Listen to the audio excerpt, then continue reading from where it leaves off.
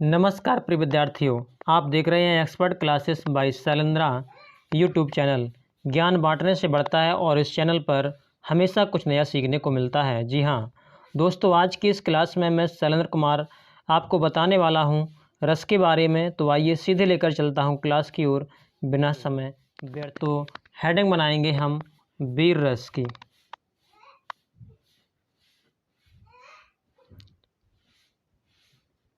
वीर रस, यदि हम इसके स्थायी भाव की बात करें तो इसका स्थायी भाव होता है उत्साह। अब बात ये करते हैं कि वीर रस हम ये कैसे पहचानेंगे कि यहाँ पर इन पंक्तियों में वीर रस है। तो हमने कुछ शब्द ढूंढे हैं, उन शब्दों को यहाँ पर लिखने का प्रयास कर रहे हैं। जैसे उत्साह, गर्व, जुनून, रणभूमि, युद्ध भूमि,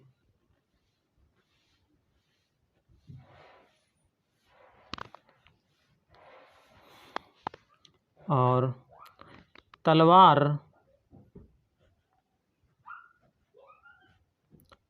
ढाल,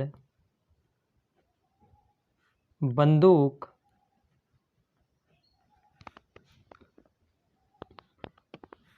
और भी शब्द हैं, लेकिन ये शब्द आपको ज़रूर देखने के लिए मिलेंगे। तो आइए अब बात कर लेते हैं कि वीर रस के भेद कितने हैं।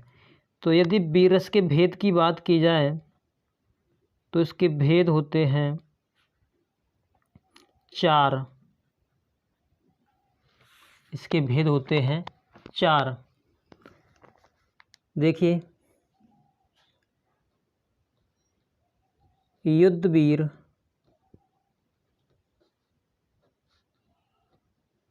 दानवीर,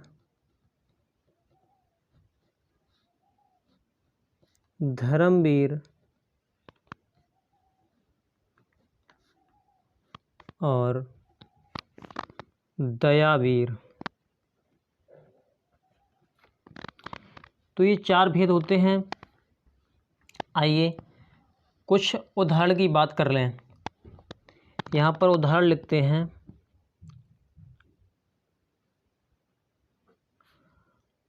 हाथ गयो प्रभु को कमला कहें, हाथ गयो प्रभु को कमला कहें। नाथ कहाँ तुमने चितधारी,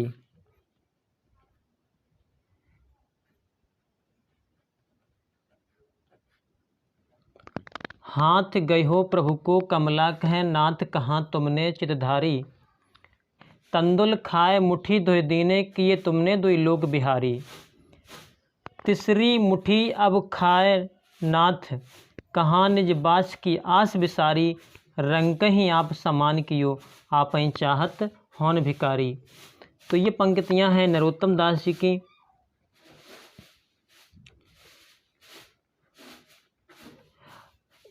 यहाँ पर यदि हम ये बात करें कि किस रस का वर्णन किया गया है, तो इसमें जो दानवीर हैं, इस पंक्तियों में दानवीर रस का प्रयोग किया गया है। भगवान श्री कृष्ण सुदामा को दान दे रहे हैं। चलिए अगला उदाहरण देखते हैं। फैरी ध्वजा,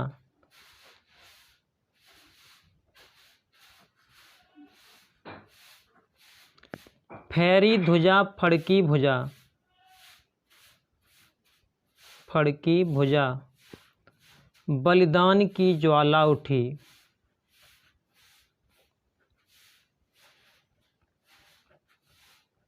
ज्वाला उठी। निज मातृभूमि के मान में,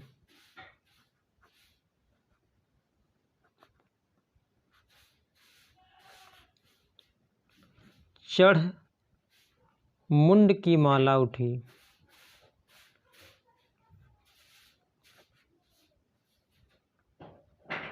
यदि यहाँ पर हम बात करें कि किस वीर रस की बात की गई है, तो यहाँ पर जो युद्ध वीर रस है उसकी यहाँ पर चर्चा की गई है। फैरी ध्वजा फड़की भुजा बलिदान की ज्वाला उठी, निज मातृभूमि के मान में चढ़मुंड की माला उठी। तो यहाँ पर वीर रस है। आइए अगली पंक्ति देखते हैं। आए होंगे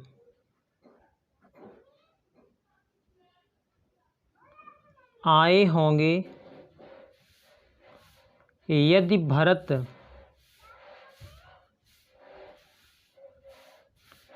कुमति वंश वन में। आए होंगे यदि भरत कुमति वंश वन में, तो मैंने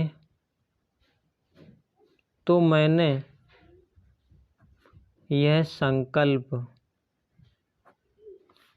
किया है मन में।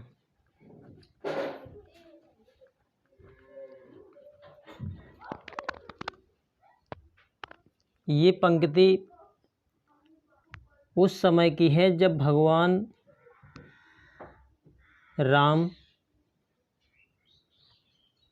चित्रकूट में थे और भरत भगवान से मिलने के लिए जा रहे थे। तो लक्ष्मण जी को पता लग गया था कि भरत आ रहे हैं, तो उन्होंने भैया से कहा कि आए होंगे यदि भरत कुमति वंश वन में, तो मैंने यह संकल्प किया है मन में।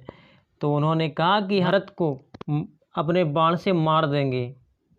तो यहाँ पर भगवान राम के द्वारा जो हमारे लक्ष्मण जी हैं उनको समझाया है और वहाँ पर दया का भाव प्रकट किया है। तो यहाँ पर दया वीर रस है। एक और देख रहे हैं उदाहरण। मैं सत्य कहता हूँ, मैं सत्य कहता हूँ, मैं सत्य कहता हूँ सखे, सुकुमार मत समझो मुझे, सुकुमार मत जानो मुझे।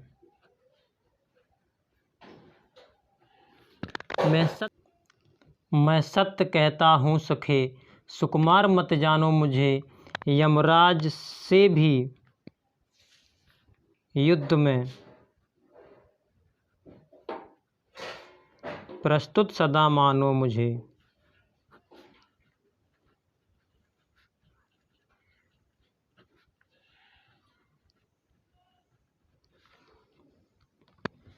तो यहाँ पर भी वीर रस है और यहाँ पर जो वीर रस है वो युद्ध वीर है, युद्ध वीर रस है।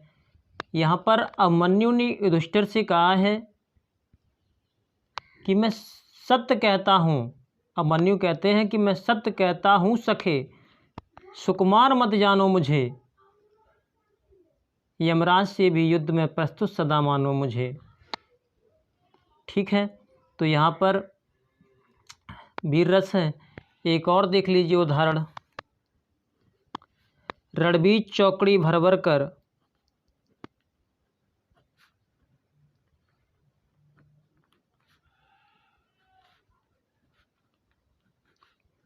चेतक बन गया निराला था।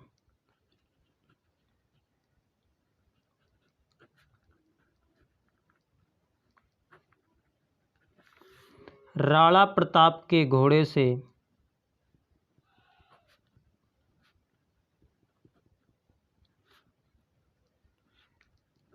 पड़ गया हवा का पाला था।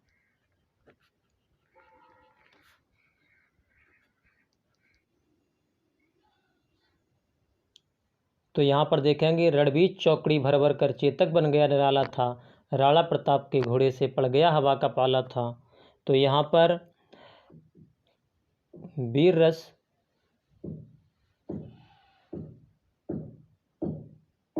देखने को मिल रहा है। तो मुझे उम्मीद है कि ये पंक्तियाँ आपको भली भांति समझ में आ गई होंगी। यदि क्लास अच्छी लगी हो तो इस क्लास को अपने मित्रों में शेयर ज़रूर करें और कमेंट बॉक्स में ये ज़रूर बताएं कि ये क्लास आपको कैसी लगी। तो चलिए ये क्लास आज यहीं पर रोक रहे हैं, कल फिर मिलेंगे एक नेक्स्ट क्लास के साथ। तब तक के लिए जय हिंद।